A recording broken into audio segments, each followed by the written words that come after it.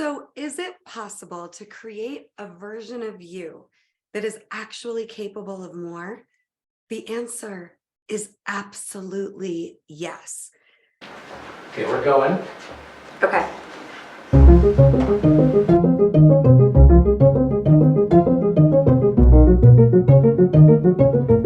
Three, two, one, we're going.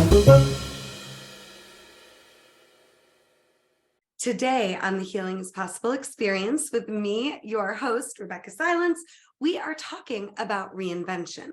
And this is a big word. This is a word I use every single day with my private coaching clients. This is a word I use in every single 2-day couples intensive that I do with a couple looking for transformation, healing, some way to get through the stale or the suffering that they're going through. Same with family intensives. But most importantly, this is a word I use with myself daily, if not moment to moment to moment, every single day of my life.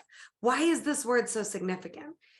And what does it mean? So, reinvention requires you to do 3 things that allow you to no longer be relying on the external to change for you to be okay, for you to be confident, for you to be certain about how capable, resourceful, and resilient you are. You will never actually need the external to change. You will need the 3 things I'm about to teach you to reinvent the moment that you're in. This is a show where we take you on a journey of hope and healing week after week after week with the understanding that healing is not promised, but it's absolutely possible with commitment, and especially when you know how to have a healthy relationship with what it would mean to reinvent, most importantly, yourself. So let's dive right in. Absolutely stick around till the end. And don't forget to subscribe to the Rebecca Silence YouTube channel if you want notifications that allow you to see our newest content right away. Okay, let's dive in. So the number 1 key to reinvention is self-awareness. Now, before I get into self-awareness, one more big important piece of reinvention. I'm not asking you to be somebody else. And I am certainly not suggesting that the answer here is to throw the baby out with the bathwater, to start over, or to be in any way thinking something is wrong with you and the version of you that you are today. That's not required. That's not helpful. And that's only going to make life more stressful. So let's talk about self-awareness with that understanding. So self-awareness from a neutral place, that's what I'm talking about. But what does that mean? So when I'm self-aware from a neutral place, it's more of a curiosity and an observation and less of a personal attack against myself. Self-awareness is about gathering information. For those of you that haven't met me before, I'm a cancer survivor. I'm a domestic violence marriage survivor. I'm a survivor of pretty extreme abuse in my childhood and more. And there was a moment where I became so aware, but again, it was neutral. There was no charge. It wasn't hurtful or painful, and it didn't leave me feeling wounded. This awareness that my identity was wrapped up in a victim consciousness that was holding me like a blanket and keeping me from experiencing how capable I actually was. Self-awareness gave me information that my story wasn't ending in the moment I was finding myself in. My story no longer had to be that I was a damsel in distress, that life was just going to be crisis after crisis after crisis, that I would continue to need another rescuer, another hero, another someone that wasn't me to come in and be the catalyst for me feeling better or feeling more secure or feeling safe.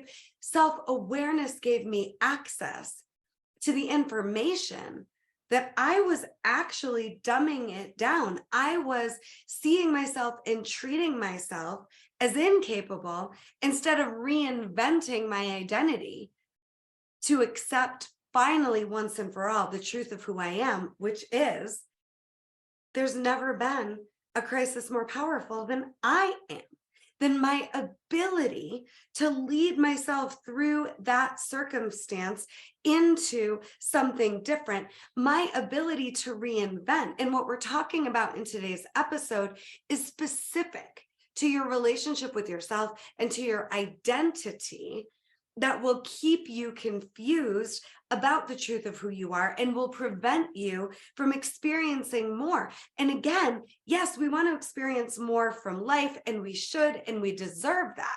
But there's not any possible way to experience more from life when you haven't reinvented how you see and experience you, especially with life not having changed yet on the outside of you, right? So self-awareness is you having the courage to gather the information that will give you the opportunity to make a new choice. And this is because of how worthy you are. And this is because of how much you deserve. I love to say to my clients, you've been through enough already. No more contrast required. You have experienced the dark already. You have experienced heartbreak already. You have experienced feeling down and out and inferior and incapable and unworthy long enough, regardless of how successful you are, regardless of how successful you've been through enough. And if you're not feeling fully fulfilled, if you're not experiencing life in awe of how magnificent you are and how magnificent life is and how beautiful life is, it's time to get more self-aware so that you can be honest with yourself about what your choices are, how you're thinking, how you are being with you. If it's not feeling good, it's misaligned, and self-awareness will allow you to see what's misaligned in how you're interacting with yourself so that you can get back into alignment and then make your next choice from an empowered place. And the bottom line is, wherever you're disempowered, when you think about yourself, when you think about your capabilities, we want to turn that into not toxic positivity, not you, absolutely not trying to fake it till you make it, but you making a powerful and empowered choice to see the truth of who you are so that you can be an even higher version of yourself in this moment, understanding you don't have the power to change the external, but you certainly have the power to be self-aware from a gentle, compassionate, and loving place of neutrality, so you can just make your next empowered choice.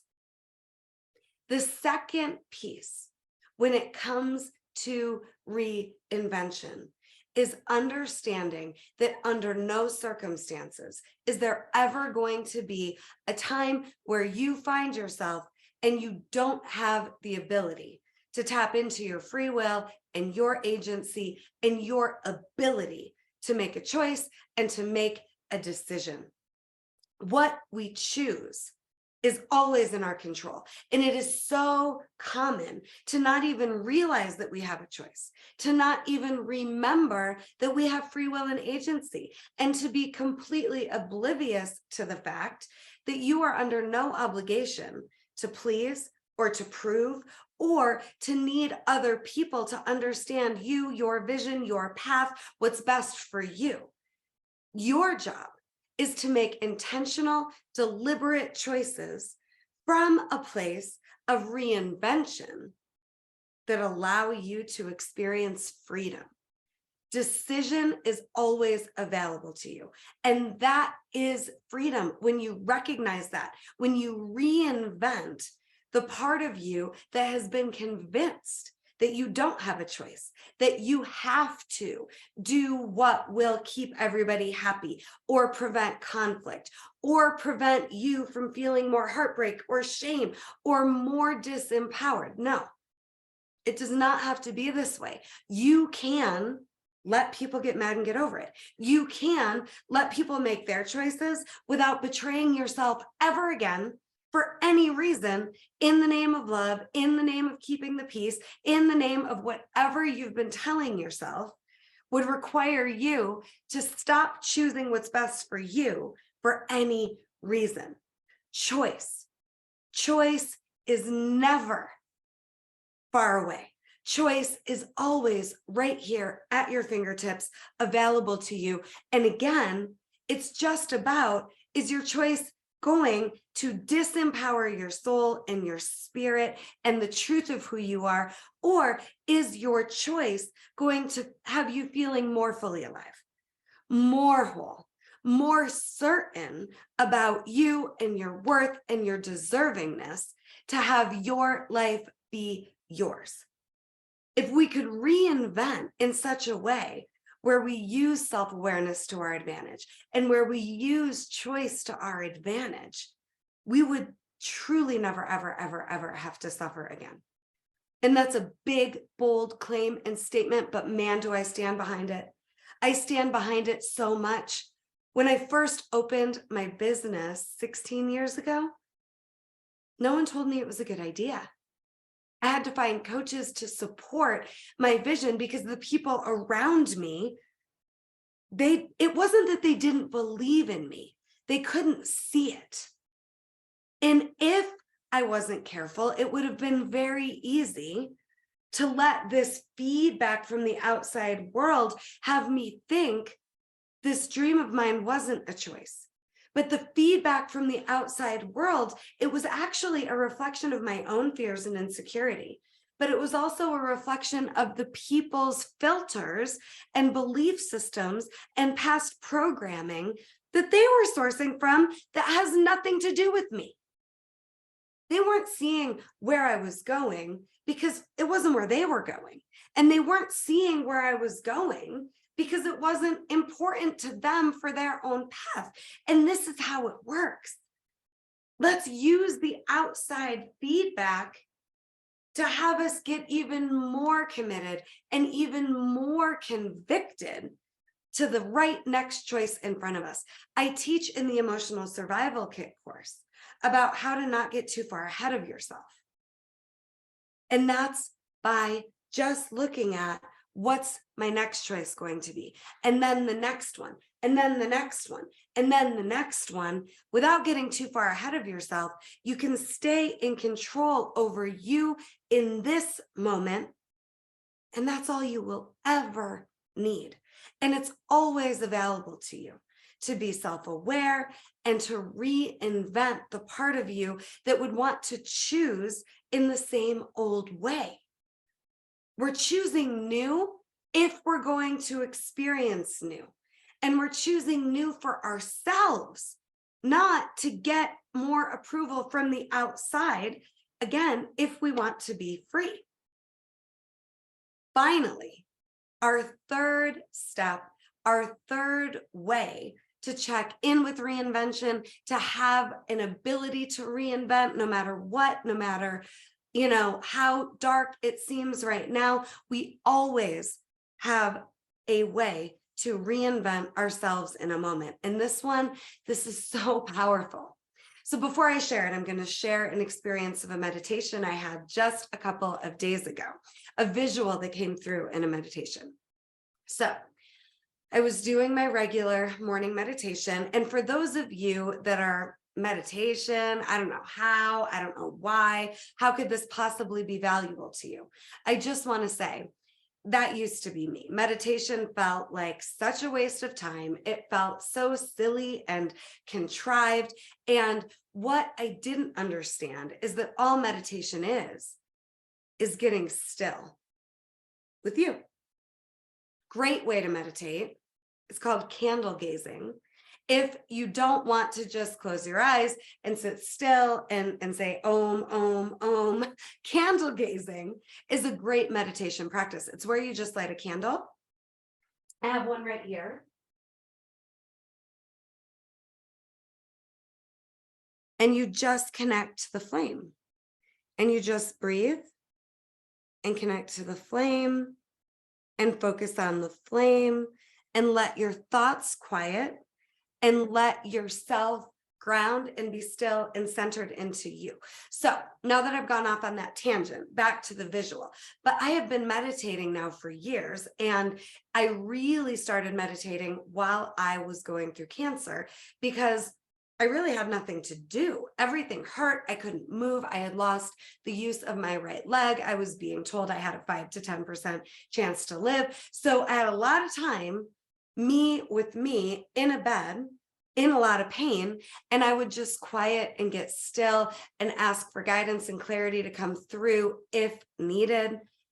And I would breathe. And again, we can always connect to the truth of who we are and be committed to being a person who does that. So now I have a regular morning meditation practice. And in a lot of ways, my life is an ongoing practice of meditating in such a way where I'm connected to the truth of who I am moment to moment. So in this meditation, again, just a couple of days ago, all of a sudden, I see a unicorn in this little beautiful clearing surrounded by trees.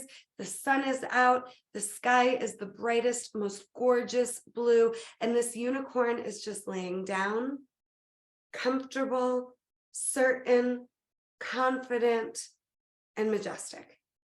Suddenly, the unicorn stands up, walks out of the clearing, around the bend, and now the unicorn is standing on a cliff. And it almost was like in the movie The Lion King, when baby Simba is being presented to the world, and the whole jungle, the whole community is there receiving and cheering and loving and honoring baby Simba and the family. This unicorn was standing on this cliff, just being who he was, who she was, who it was, unapologetically, not even concerned about who was watching, how he was being received.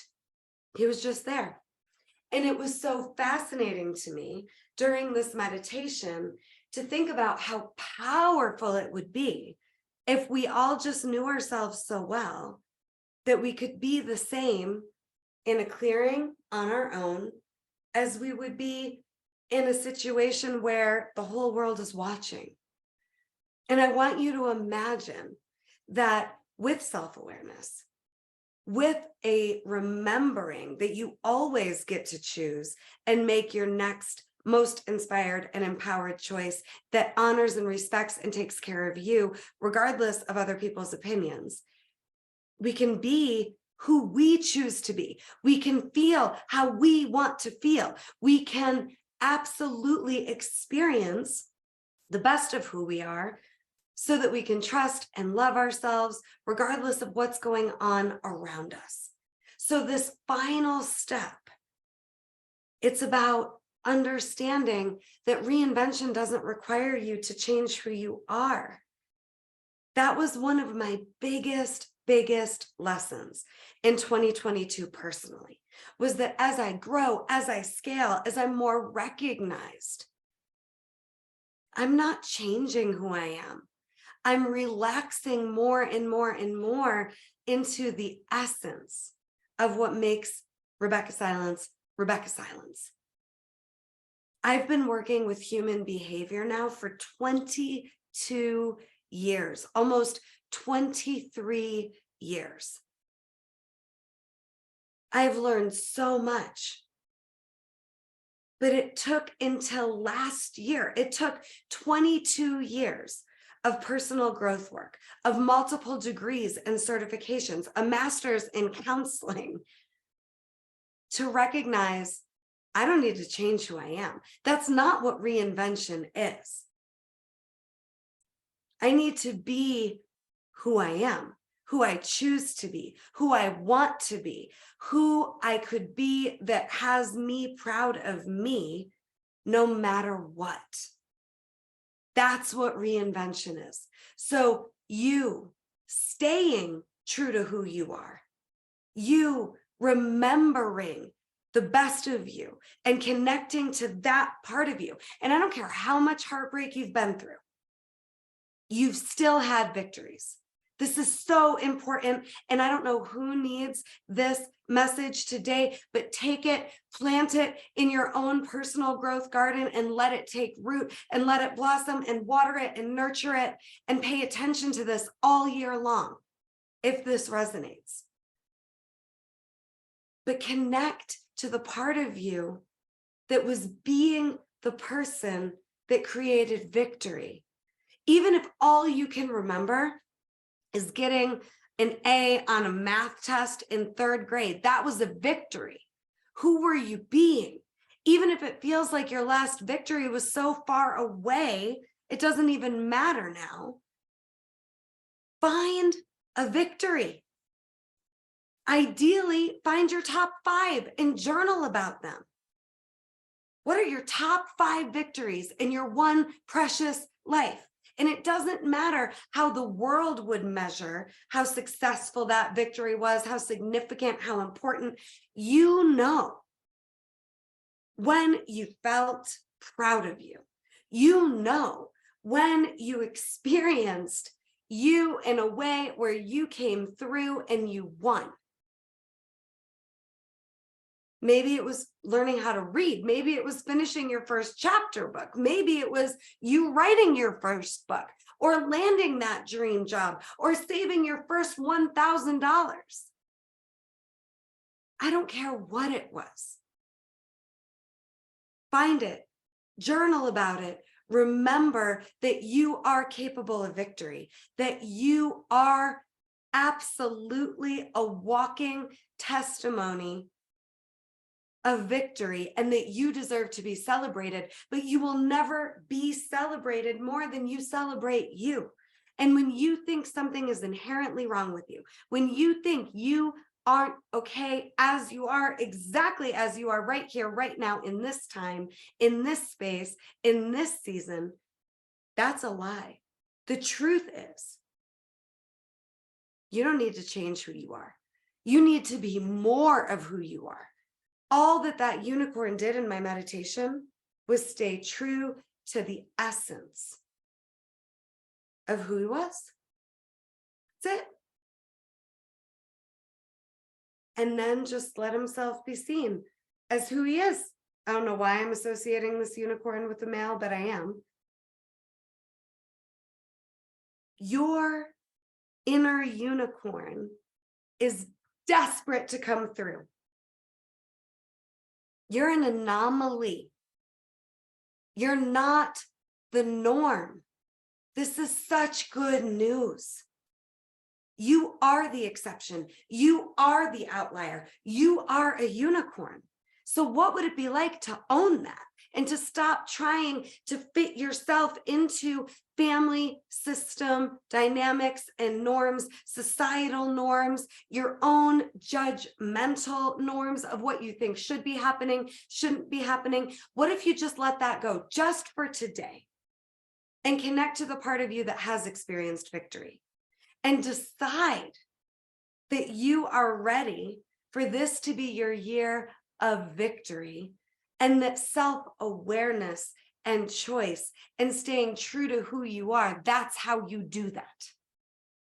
I hope today's show gave you so much soul food to chew on. I hope that you have a stronger relationship with what it would mean to reinvent that isn't shame-based, that isn't about you changing you.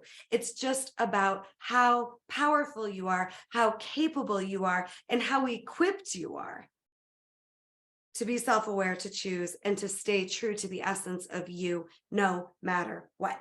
Thank you so much for tuning in today to the Healing is Possible experience. I'm Rebecca Silence, emotional healing and relationship coach. So honored to share this time and space with you. And I'm so excited for your year, for you, for what you are about to create with a new commitment to reinvention that is non-threatening and instead is fully empowering. The darkness is real, and so is the light. And if you have liked this episode, again, subscribe to our YouTube channel so that you can get notifications. Visit us at RebeccaSilence.com. Sign up for the free trigger trauma release method at RebeccaSilence.com. And if you're called, buy my new book, Coming Back to Life, so that you can get even more tried and true practices that have changed the lives of every single client I've ever had, my own life, and hopefully yours. Love you. Thank you. See you so very soon.